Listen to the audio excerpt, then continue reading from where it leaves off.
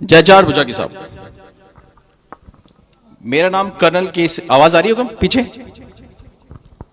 मेरा नाम कर्नल केसरी सिंह राठौड़ है। मेड़तिया हूं, गांव शिवरासी। 21 साल की नौकरी करने के बाद में अभी सेवानिवृत्त हुआ हूं। देश की सेवा, देश का सिपाही तो मैं था।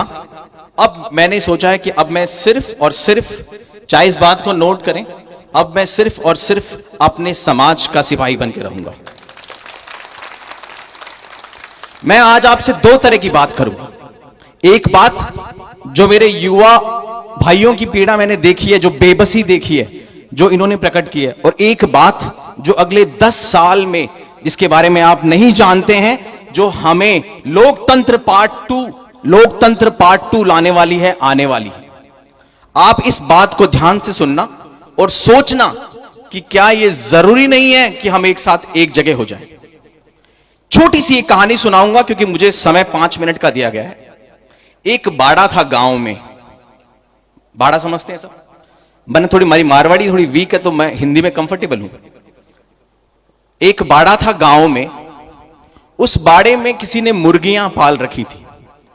मुर्गी ने बच्चे, अंडे दिए, उसके बच्चे हुए छोटे छोटे चूजे, 15, 20, 25। और उसी में एक खेजड़ी पे एक घोंसला था जिसमें से एक चील का बच्चा गिर गया।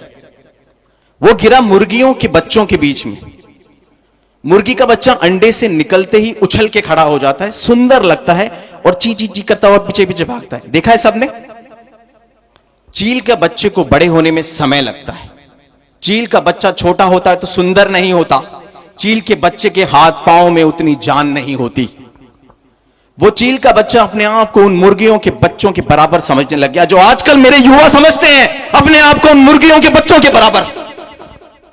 वो चील का बच्चा ये महसूस करने लग गया कि मैं भी मुर्गी हूं, और गई गुजरी मुर्गी हूं, जो उन मुर्गियों के बच्चों के साथ साथ जो उसकी तौहीन करते थे कि देख, तुझसे तो चला भी नहीं जाता, तेरे तो पंख भी नहीं है, तू तो पीछे पीछे घिसट के आ रहा है।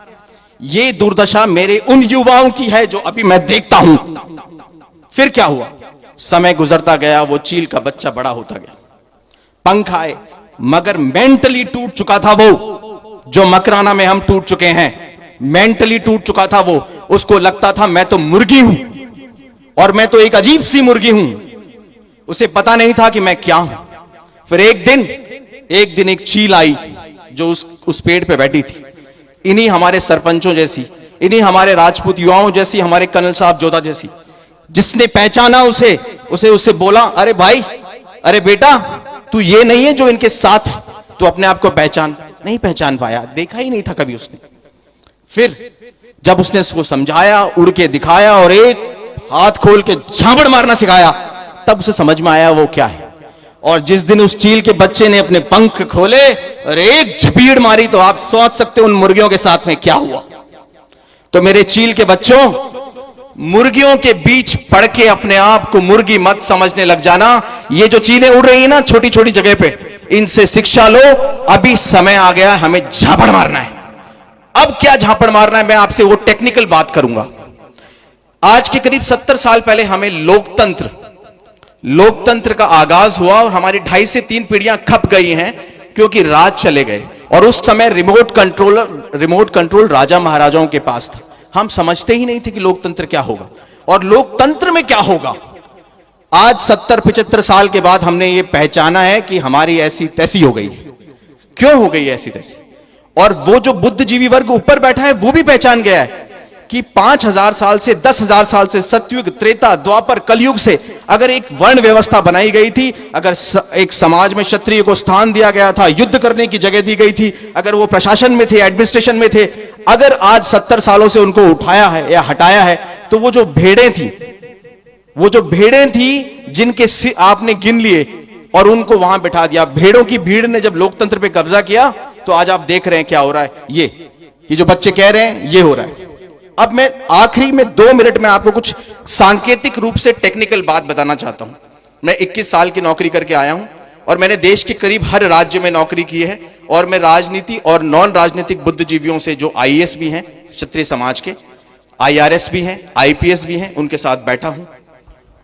ध्यान देने की बात यह है, मोदी और योगी जो बीजेपी में हैं, उन्होंने इस बात को समझा है कि 45-42 सीटें हैं लोकतंत्र में, लोकसभा में, उसको 750 करने की जरूरत है।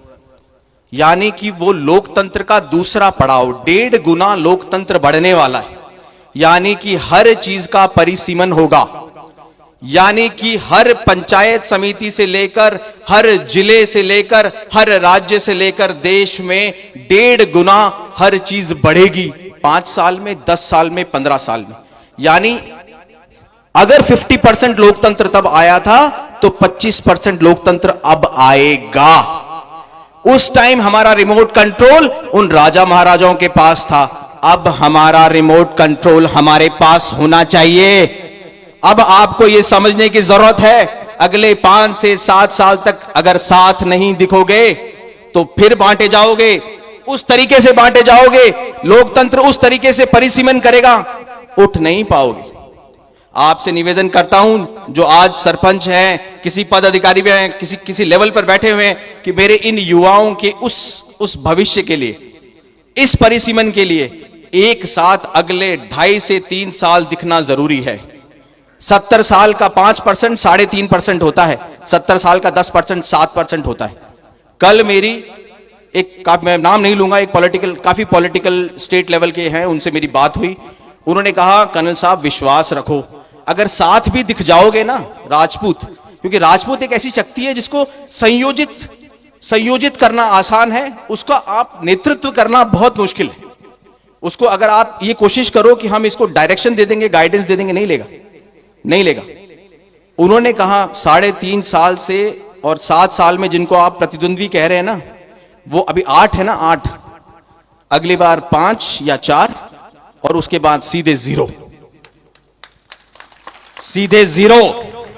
उसके बीच में नहीं रुकना है।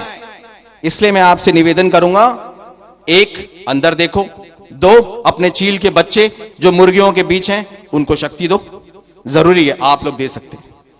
3 अपने बच्चों को बताओ, वो लोकतंत्र आके चला गया, अगले 5 साल में आपको पता भी नहीं लगेगा, कागजों में आएगा, नीतियों में आएगा, और 542 की 750 सीटें हो जाएंगी, 15 जिलों से 30 जिले हो गए। आप सिर्फ ये मीटिंगें करते रह जाएंगे। समझाओ, गांव के बच्चों को समझाओ समीकरण क्या होते हैं, बदलाव आएगा, मुझे तो विश्वास है। इसीलिए मैं अब आज से अगले 5 साल, 10 साल, 15 साल, जब तक मैं जीऊंगा, मैं समाज का सेवक बन के रहूंगा। 4 बुझा